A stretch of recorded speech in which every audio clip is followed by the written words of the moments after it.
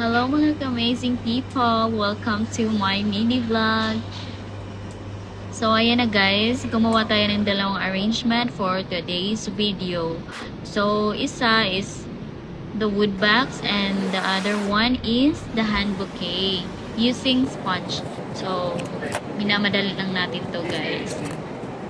So ayan na guys, nakagawa na tayo. Sana nagustuhan nyo, 'di ba? Hindi masyadong kagandahan, at least nakagawa tayo guys. Disclaimer, I'm not a professional here, so bahala na kayo mag-judge, di ba? So ito pala yung ano natin, isa nating arrangement using sponge guys. So yan yung hand bouquet natin for today's video. So di ba, serious move yun guys. Bahala na guys, huwag niyo nang pansinin. So guys, huwag niyo nang pansinin si Ate Girl kasi busy siya.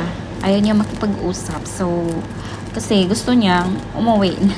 Gutom na kasi yan guys. So, bahala na yan guys. Kaya seryoso mode. 'Di ba? So, ayan na. Tapos na tayong gumawa ng hand bouquet natin guys. 'Di ba? O, ayan. Next lang natin yan guys. So, the final product, here it is. Charan. 'Di ba?